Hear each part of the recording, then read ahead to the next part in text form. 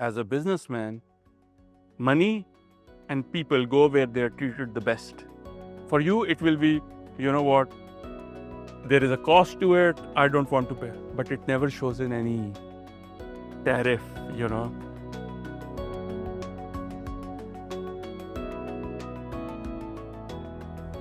Okay, hi everyone. Welcome to today's episode in which we break down complex problems into real-world insights. I'm Omar Jazaeri. Joining me here, a partner with Strategic Gears, Farhan Khan. Hi, Farhan. Hi, Omar. Thank you for inviting me today. It's nice to have you here. Thank you very much. Today we are talking about NTMs. But before jumping into NTMs, we've been hearing tariffs a lot in the news lately. Can you tell us about tariffs in general? Yeah, so before I go into that, let me introduce myself. So I'm Farhan, 26 years of experience. I started my life, like work life, by going into machines and fixing them, So I'm an electronic engineer and we used to do maintenance and production. And at that time, way back, and I'm talking 26 years ago, there were these things that, we are moving our sourcing to somewhere else because it's expensive. And I would hear words like taxes and, more duties have been put in. So fast forward today, tariffs are in the news again, And so I know there will be a Farhan sitting in a factory hearing these things. Oh, we can't source it from here because tariffs are in. We only have one Farhan, believe me. Yeah. Thank you. So tariffs are in the news. So before we jump into the tariffs, let's go back, what happened after World War. So after World War, these countries started to get together and they said that we need to trade and we need to have some way of a framework where we, can trade fairly. First, GATT came into play, then, World Trade Organization, which everybody hears about. And essentially, WTO is a framework where, say, I will protect your IP. Within this framework, your IP will be protected, other things will be protected.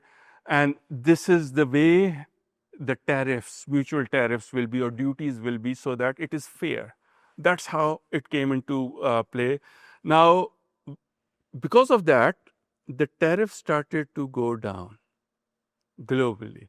When tariffs go down, essentially, I can buy, and the shipping routes and these other supply chain things started to go up. And now recently with technology, people started to trade freely. Us sitting in Saudi Arabia could get things from China and not, find a local distributor who will get this and et cetera, et cetera, et cetera. Or I could say getting from China is this and buying from my current country is this much. So, what is cheaper for me? What is better quality? And A matter of comparison. Comparative. And that was the thing that what WTO was doing. It was like comparative advantage or comparative competition, if I may say that. So that's what it did. Now, for an end consumer, it's amazing. It sounds like a win-win eventually.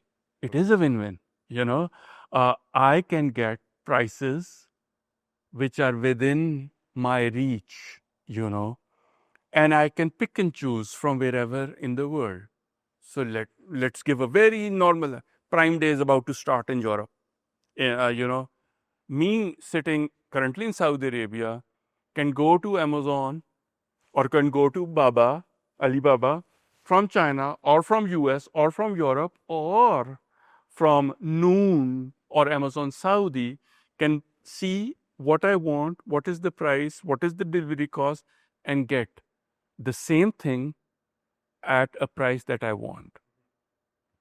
I am winning. The end consumer is winning eventually. The end consumer is winning. However, it's not all good, is it?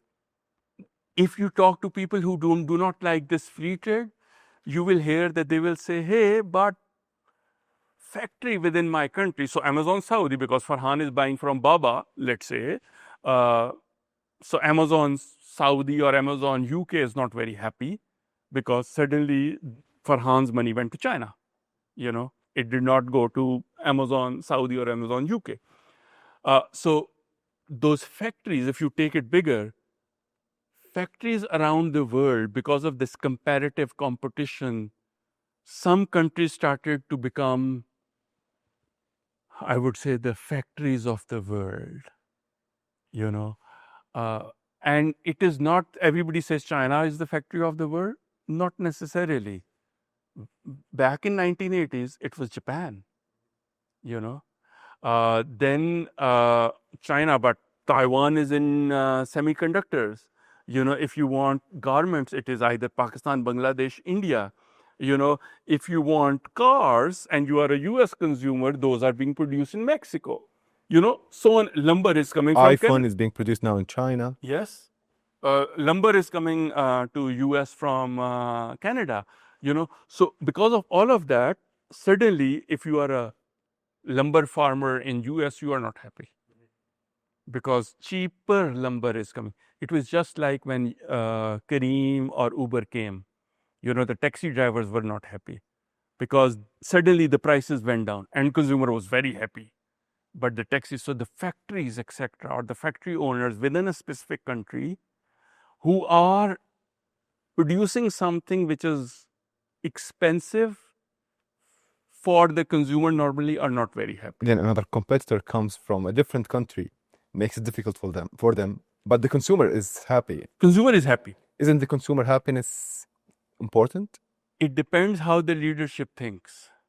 So, there are countries in this world who are very, whose leader get elected from voting, and given their constituency and given who is giving them what the lobbies behind them, etc. If the factory owners are the lobbies behind them or the part of their constituencies, they will, to be elected, they will always say, I will support the factories locally, But if you are mass people, you would never talk about, hey, GATT or WTO is bad, And that's where recently tariffs is in the news. And tariff is in the news because economy wasn't doing very well. And suddenly some of the countries around the world started saying, hey, I want to protect my economy. And not consumers, but overall economy, they were giving more weight to the producers or the local producers essentially, and hence started increasing tariffs, etc. within that specific countries. And essentially, if you go back to where I started, so some people like Farhan, way back 26 years, was hearing, oh, we will not get this from this country, we will get this apart from that country because the duties are lesser. That equation has started to come back up again. And that's why you see that supply chain disruptions, everything is people are like, where do I get this? Where do I get this? And that has brought up uncertainty. So, it is just how the leadership is thinking, that has got this in. So we've been hearing about NTMs, non-tariff measurements. What are they? Can you explain it to us? Well, that it's a very interesting question on non-tariff measures, NTM. NTM is a creative way from a country to safeguard its factories. Interesting. Or is, and I'll tell you what is the. So we talked about tariffs. Tariff says, okay, if Farhan country is buying from Umar country, Farhan says, if you have to sell me, you pay 20%. So it's a tariff. It's very black and white. You pay, I get 20%, and somebody's happy or sad. Non-tariff measures are creative way where Farhan country, does regulatory decisions that may impact exports from Umar country. Okay.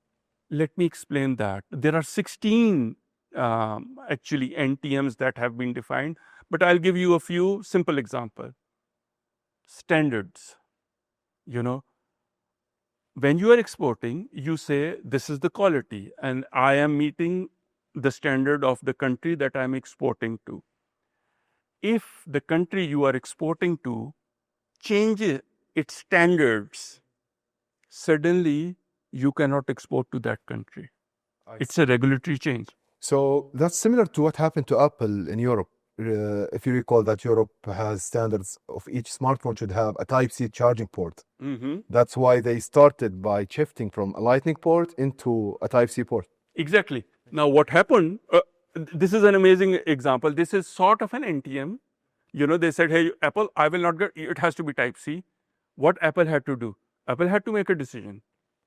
If is Europe big enough market for us to keep exporting? If yes, then the whole world will go to Type C. And they standardize it into Type C. It is amazing example over that. That's what. So it's a very creative way. Apple did not see it coming.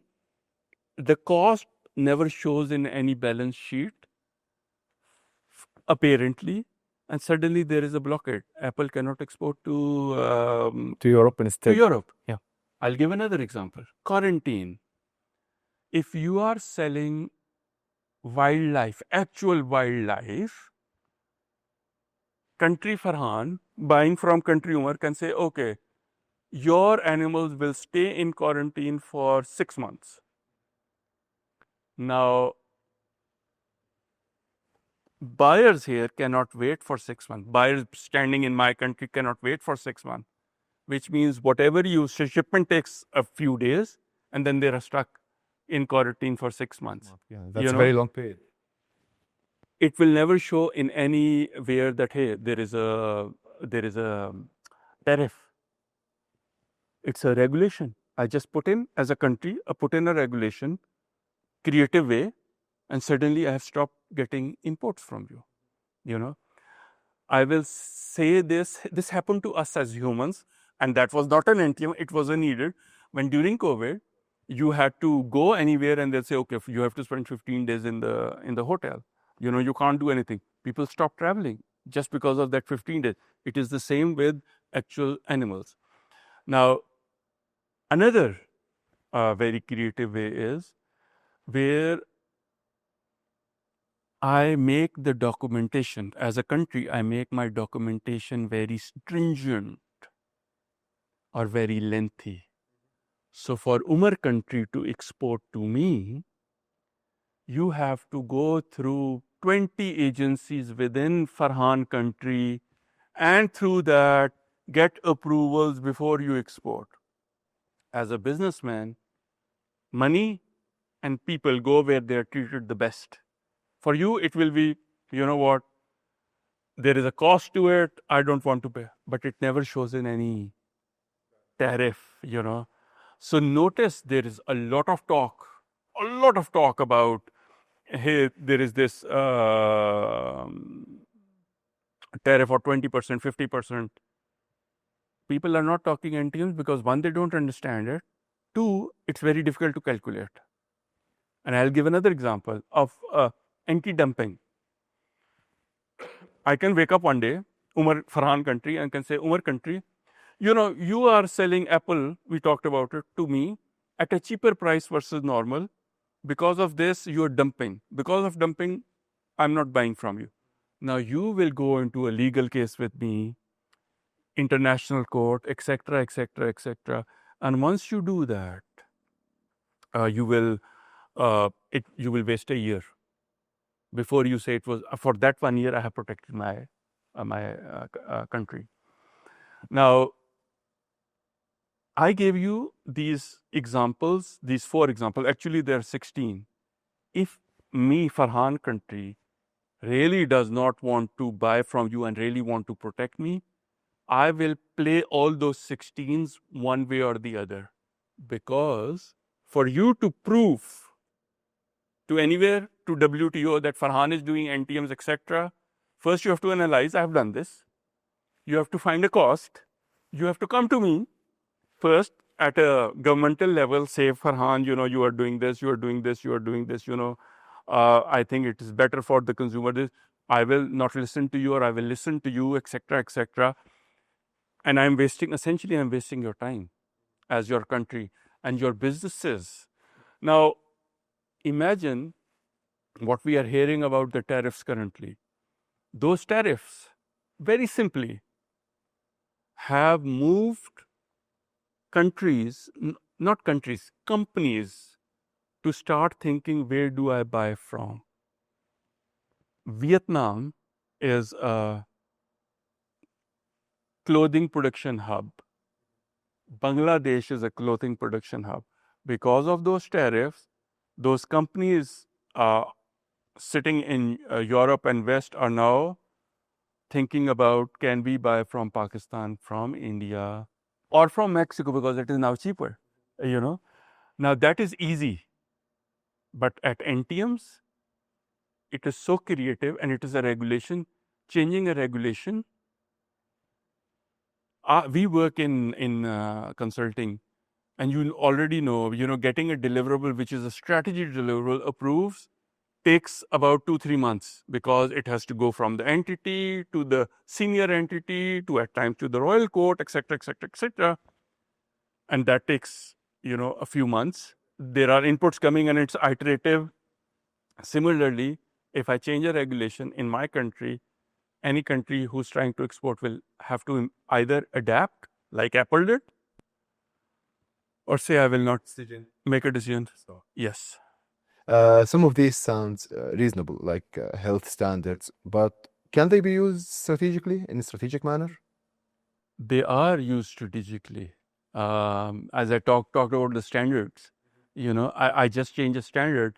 Like currently there are about 5-6 standards in the world. If a country follows one standard, the other 4 standards would not be followed, and hence countries who are exporting from that one standard will benefit, others may not. And it is to protect. All the countries in this world are using NTMs one way or the other, either by choice or without knowing. What do you think the challenges might be with NTMs? So, see, countries will use it, and they are using it. We only hear about the percentage tariffs, 40%, 50%, but NTMs, everybody is using it, knowingly or unknowingly. Now, what any country can do is to have a sophisticated capacity to analyze with their exporting partners. In the ideal world, every country should play fairly, but that does not happen. We are humans, we have emotions, we like to protect people we like, which is our countrymen, and once that is happening, you have to have a very sophisticated capability as well capacity within the entities, regulatory entities in the country, on 2 fronts. The first front is, given the strategy of the country, you should analyze, are we as a country unknowingly putting some NTMs in place which is impacting us negatively? That's one. And regulatory change, within 5-6 months, and everything's fine. The most difficult part is that same capacity and capability analyzes with the bigger trading partners, on what other NTMs are in place on the other side. And then all those dialogues that need to happen in convincing that trading partner that please change it. It's a very lengthy process, but it has to be gone through if you and the trading partner have to live as a very good citizen, but people will continue. Countries are, in the end, run by humans. They will continue to be emotional in nature, and they will continue to play. But the only thing any country can do is keep analyzing, keep focusing on them, and as soon as an NTM is put in place against a specific country, they should start negotiating to rectify them. Thank you, Farhan. We got to know what tariffs are, what NTMs are, and you help us explaining as a very complex topic and into real world life example and insights. Thank you so much for joining us today. Thank you very much, Umar. It was great being with you. It's my pleasure.